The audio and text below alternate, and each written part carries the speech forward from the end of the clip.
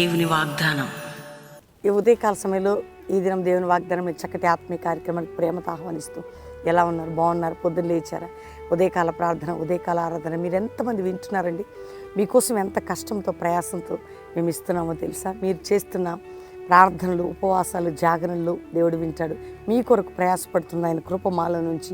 కాబట్టి మీ అందరి కోసం ప్రతి దినము ప్రార్థన చేస్తూ ఎన్ని విషయాల్లో మీరు బంధించబడి సమస్య అన్నిటికీ విడుదల ఒక్కటి మాత్రం మీతో మేము పంచుకోవాలనుకుంటున్నాను. యేసు రక్షకుడు నీకోసం ప్రాణం పెట్టాడు, రక్తం కార్చాడు, సర్వం ఇచ్చాడు. అలాంటి దేవుడు నీకోసం నీ జీవితంలో ఏది చేయడం చేస్తాడు. చూడండి, ఒక అద్భుతమైన మాట నేను మీకు చదువుతున్నాను. మార్కు సువార్త 10వ అధ్యాయం 52వ వచనం. అందుకు యేసు నువ్వు వెళ్ళుము, నీ విశ్వాసం నేను స్వస్థపరిచు. వాడు త్రోవను ఆయన వెంట చూపు పొంది వెళ్ళాను. దేవుడు ఒక మాట ఇచ్చాడు అంటే తప్పక నెరవేరుస్తాడు. చూపు పొంది గుడ్డి భర్తని అడుగుతున్నాడండి, నన్ను బాగు చేయి. గుడ్డివాడు అడిగే చూపు పొంది. చూపు ఎంతో కష్టకాలం కదా, కళ్ళు లేనివాడు ఎంతో వేదనతున్నాడు. ఆయన అరిస్తే ఆగిపోయాడట యేసయ్య. మరి నీ అరుపు వినట్లేదు అనుకుంటావా? నీ వేదన చూడట్లేదు అనుకుంటావా? నీ ప్రార్థన వినట్లేదా? నీ కన్నీరు ఆయన కూడా నీ కొరకు ఆగాడు. నీ విశ్వాసం నువ్వు వెళ్ళన్నాడు అంతే. చూపు పొందాడు, వెంట వెళ్ళి యేసయ్య వెంట వెళ్ళి. ఎంత సంతోషం!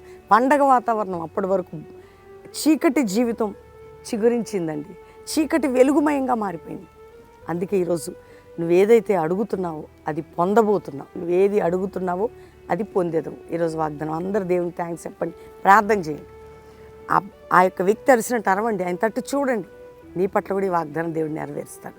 తండ్రి, రక్షణ లేని వారికి రక్షణ, పాప క్షమాపణ, రోగులకి స్వస్థత, ఏదైతే వారు అడుగుతున్నారో అది పొందాలయ్యా. అప్పుల బాధైనా, ఆర్థిక బాధైనా, పిల్లల పనైనా, ఉద్యోగులు ఏమైనా, గర్భఫలమైనా, ఏ సమస్య అయినా, ఇరుకైనా, ఇబ్బంది అయినా, కొట్లాటలైనా, నిందలైనా, గాయాలైనా, కోర్టు కేసులైనా, భూసంబంధం ఏ బంధకములు వారు అన్నిటికీ అద్భుతం చూచుదురుగాక.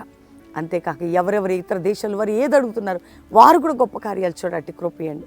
అడిగిన వాటికి మేము పొందబోతున్నాము, అడుగుచున్న వాటికి పొందుచున్నాము.